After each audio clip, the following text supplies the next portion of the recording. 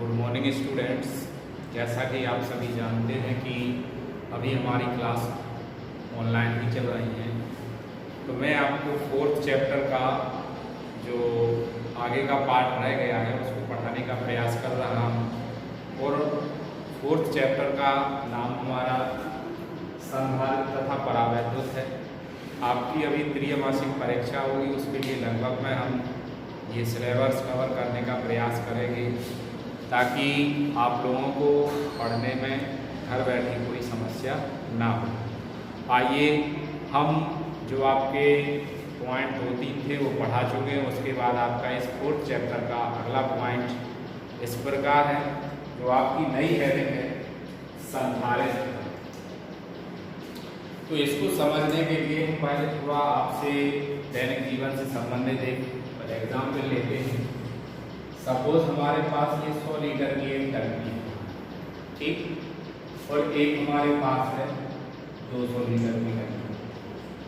200 litre और 100 litre मतलब 100 litre और 200 लीटर की दो टंकियाँ हैं।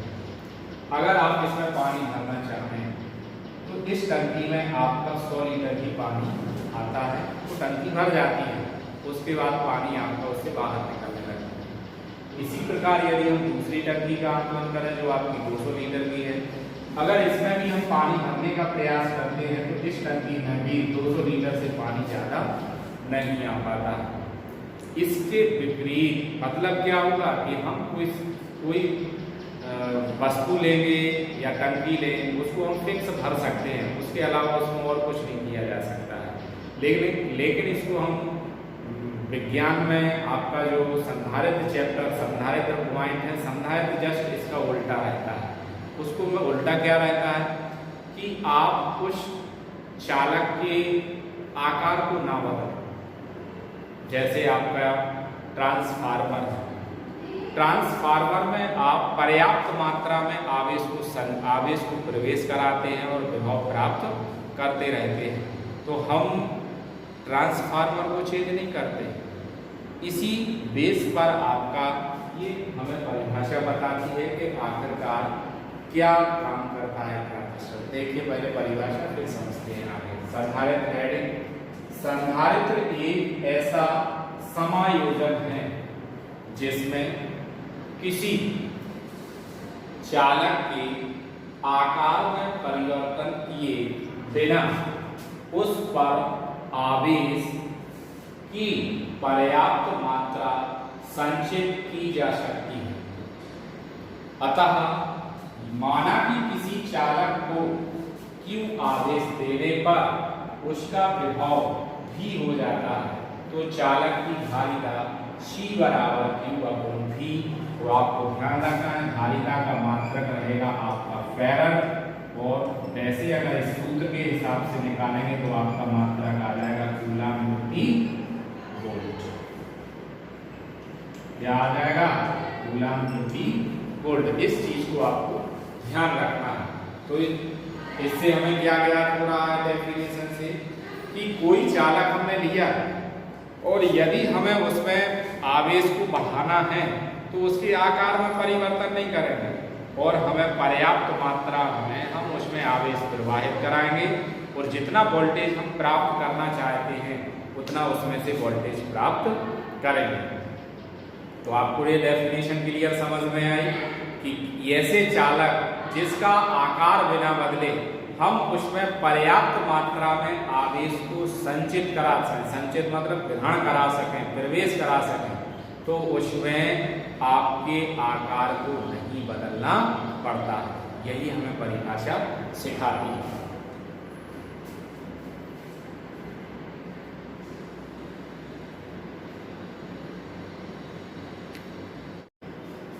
आइए अब हम नेक्स्ट हेडिंग देखते हैं आपकी संधारित्र का सिद्धांत। संधारित्र का सिद्धांत क्या है, किस वजह से किसी संधारित्र में या चालक में आप आवेश प्रवाहित करेंगे और उसमें आकार बिना बदले, तो उसका आप सिद्धांत देखिए कैसे प्रवेश कराया जाता है। इधर देखिए आपके ये दो चित्र दिखाई दे रहे हैं। पहले हम पहले चित्र ए के बारे में ये पहला चित्र है आपका, इसके बारे में समझते हैं। सबसे पहले आप ये मानिए कि हमने एक प्लेट, एक चालक ए रखा। जब आप एक चालक ए रखेंगे और किसी इलेक्ट्रॉनिक मशीन से इसमें विद्युत प्रवाहित कराएंगे, इसमें हमारी गोल्ड की ये प्लेट लगी हुई है, एक पतली प्लेट, जो आपकी विभव अगर बढ़ता है तो ये जो आपकी पत्तियां हैं सोने की हैं, गोल्ड की हैं, ये फैल जाती हैं। और यदि इसकी विभव में कमी आती है, ये पत्तियां इस तरह छोटी आकार में हो जाती हैं, मतलब फैलना और पास में।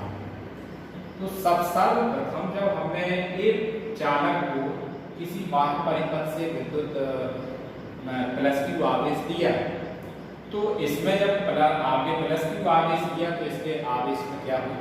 वृद्धि। जब इसके आवेश में वृद्धि हुई तो इसका विभव भी क्या हो जाएगा? Q proportional to V. तो इसका जब आवेश बढ़ेगा तो विभव भी बढ़ेगा। इस प्रकार आपका ये ब्लैक इस तरह फैल जाता है। लेकिन जैसे ही हम ए चालक के पास में कोई दूसरा चालक बी लाते हैं, जब हम चालक बी लाते हैं तो प्रेरण के कारण ये पॉजिटिव चार्ज इसके बी प्लेट पर, बी चालक पर नेगेटिव में पहुंचता है, तो इसमें आवेश में कमी आती है। जब आवेश में कमी आती है तो यही आवेश ये बाह्य प्लेट के प्लस के रूप में चला जाता है। जब आवेश में कमी आई तो विभव भी कैसा हो गया? विभव भी कम हो गया। जब विभव कम होगा तो धारिता का मान क्या हो गया? बढ़ गया। अब यहाँ पे विभव कम प्राप्त हुआ। अब हम यहाँ पे आवेश और नहीं दे सकते, क्योंकि जितना आवेश देंगे हम बाह्य प्लेट पे आपका आवेश आ रहा है, तो इसको बाह्य प्लेट से इस आवेश को खत्म करने के लिए अब दूसरा चित्र हमारे सामने है। जैसे ही हमने ए प्लेट को यहाँ पे अब बी प्लेट के बाहरी पृष्ठ पे जो आवेश हमारा आ रहा था, इसको हमने क्या कर दिया? पृथ्वी से जोड़ दिया। तो बी प्लेट के बाहरी पृष्ठ पे जो प्लस क्यू आवेश था वो सीधा कहाँ चला जाता है? पृथ्वी में चला जाता है। अब इसके बाहरी प्लेट पर कोई आवेश नहीं है।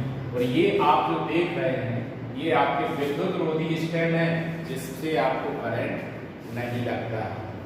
अब दूसरे चित्र में हमने क्या किया कि इसमें जब जैसे ही प्लस क्यू आवेश दिया तो इसमें आवेश में वृद्धि हुई, विभव भी बढ़ा और ब्लैक में फैलाव बढ़ गया, पत्तियों में फैलाव बढ़ गया।